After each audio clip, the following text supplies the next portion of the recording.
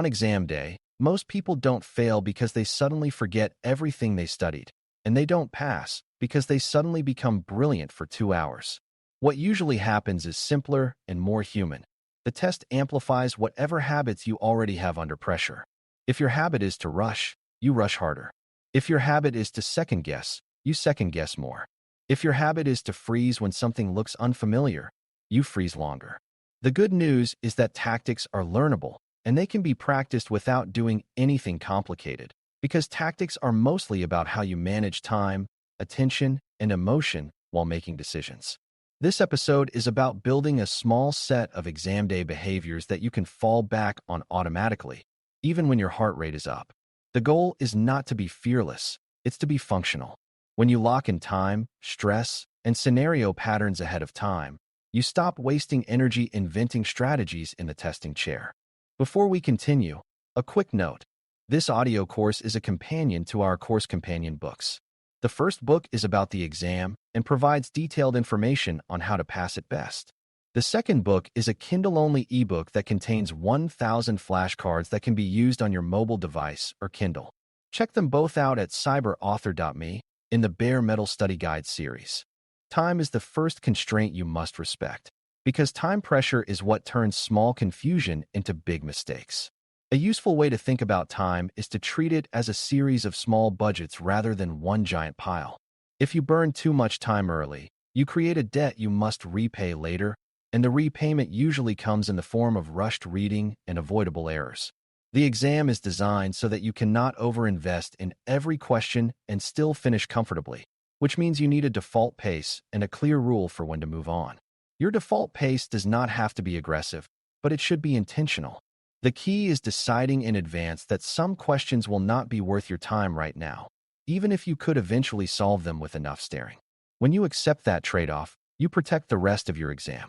A calm pacing tactic is to do a quick first pass where your main job is to secure points you can secure efficiently.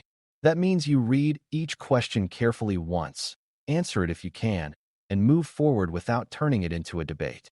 If you hit a question that is clearly time-consuming or confusing, you make a best effort with elimination and then move on rather than getting stuck.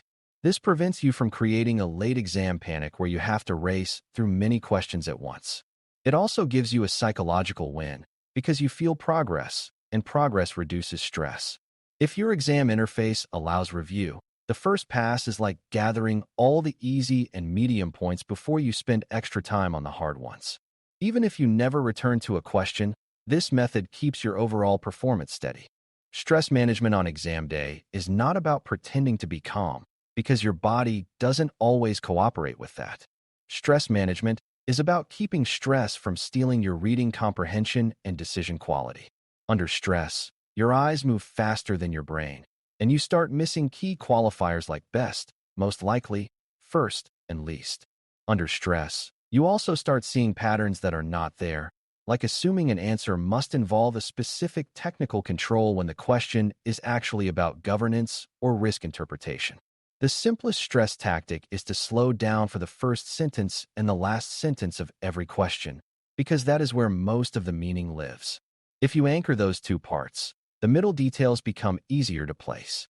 Another useful tactic is to take one controlled breath before you click an answer on a question you found stressful, because that breath is a tiny reset that costs almost no time and can prevent a careless click.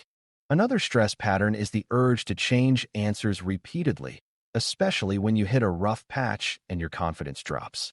The exam can feel like it has momentum, and when you miss a question or see a hard one, you can start telling yourself a story that you are failing.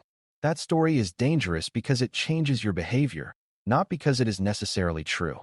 A better approach is to treat each question as independent and to use a rule for answer changing. A solid rule is that you change an answer only when you can clearly name the reason your first choice was wrong using information in the question itself, not just a feeling.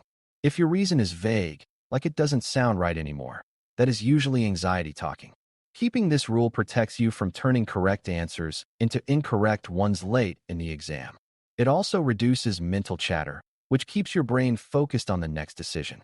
Now let's talk about scenario decision patterns, because security AI plus questions will often describe situations rather than asking simple definitions. A scenario question is a small story with constraints, like who has access, what the system is doing, what risk has appeared, and what the goal is. The trick is to translate the story into a problem type as quickly as possible.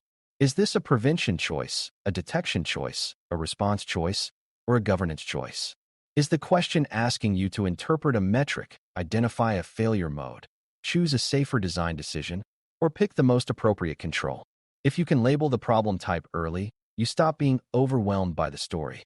Beginners sometimes read scenario questions like a mystery novel and try to absorb every detail equally. Instead, you want to read like a defender. Identify the asset, the threat, the weakness, the impact, and the constraint, and then decide. A very practical scenario habit is to restate the question in your head in plain language before you look at the answers. For example, you might translate a long question into something like, what is the safest first move given this risk? Or, which metric best matches this situation? Or, which option reduces the chance of data leakage the most? This restatement is not a fancy trick. It is a way to prevent answer choices from dragging you away from the real task. Answer choices are written to be tempting, and they can make you forget what was asked. When you hold the plain language version in your mind, you can test each answer against it. If an answer does not solve the plain language problem, it is not the right answer, no matter how impressive it sounds. This reduces the odds you'll pick an option that is generally good but wrong for this exact situation. A second scenario pattern is to identify the constraint that matters most, because the best answer is often the one that respects the constraint. Constraints can be things like minimizing impact, limited permissions, limited time, regulatory requirements, data sensitivity, or the need to maintain service availability. In AI-related security scenarios, constraints might include the risk of exposing training data, the need to preserve model performance, or the need to prevent abuse through inputs. If an answer requires violating the constraint, it's usually wrong. This is especially common with answers that sound decisive but are too heavy-handed, like choosing an extreme action when a safer, more appropriate step exists. Exams like options that reflect least privilege and minimal necessary change, because those align with good security practice. If you train yourself to spot constraints, you often eliminate half the options quickly. A third scenario pattern is recognizing what the exam means by first versus best. When a question asks what you do first, it often wants the step that creates clarity or reduces immediate risk without making irreversible changes.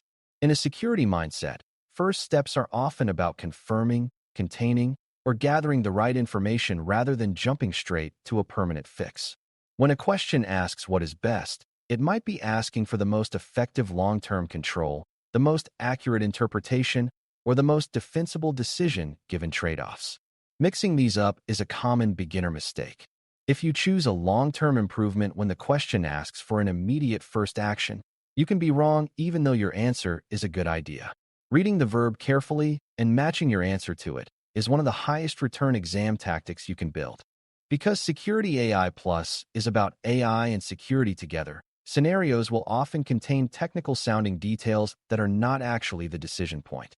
For example, a scenario might mention a model, a dataset, an evaluation metric, or a prompt behavior, but the question might really be asking about risk control, monitoring, or governance.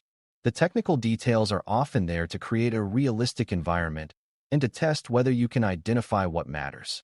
A good tactic is to ask yourself, if I remove this detail, would the question still work?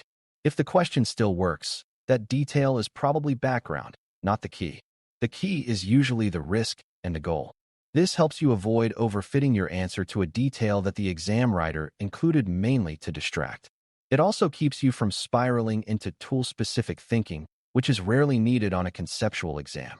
Decision fatigue is another exam day risk, and it shows up when you have been making choices for a while and your brain starts wanting shortcuts.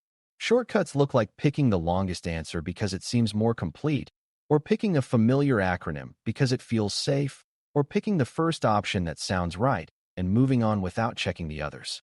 To fight decision fatigue, you need a lightweight consistency ritual. That ritual can be as simple as always scanning for the qualifier words, always restating the task, and always eliminating at least one option before committing. This adds structure without adding heavy time cost. It also keeps you from falling into autopilot, which is when you make the most careless mistakes. Consistency is not about being slow. It is about being deliberate. Another powerful tactic is knowing how to handle a question you truly do not know. The worst response is freezing, because freezing burns time and increases stress without increasing knowledge. A better response is to use elimination based on general security reasoning and basic logic. Look for options that are too absolute, too risky, or irrelevant to the task. Prefer options that align with safety, least privilege, and controlled change. Prefer options that emphasize verification and monitoring when uncertainty is high. Then choose the best remaining option and move on, because the exam is a collection of many decisions, not a single do-or-die moment. When you handle unknown questions calmly, you protect your performance on the questions you do know. This is how you turn uncertainty into a manageable part of the test rather than a catastrophe. As you approach the end of the exam, the emotional landscape changes, because you may feel either relief or fear depending on how it went. This is a dangerous phase because people start rushing to finish or start obsessively reviewing everything. The best tactic is to keep your pace and reserve review for questions where you have a clear reason to reconsider. If you have extra time, revisit the questions you marked as hard or uncertain, but keep your rule for changing answers. Look for misreads first, because misreads are the easiest points to recover. Confirm that you answered what was asked and that you didn't miss a keyword. Then only change answers when you can articulate a specific reason grounded in the question's wording. This keeps review productive rather than anxiety-driven. The main theme of exam day tactics is that you are building a repeatable decision process that works even when you don't feel your best. You manage time by keeping a steady pace and not letting any single question steal your whole budget.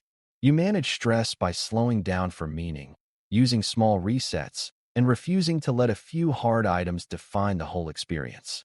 You manage scenarios by translating stories into problem types, identifying constraints, and matching answers to the verb in the question. None of these tactics require secret knowledge, and none of them depend on luck. They depend on practice and discipline, and you can rehearse them mentally before the exam so they feel familiar. When you sit down on test day, you should feel like you are running a process you already know, not improvising under pressure, and that is how you make your studying show up when it counts. Thanks for listening. For more audio courses, daily newsletters, and more, please visit baremetalcyber.com.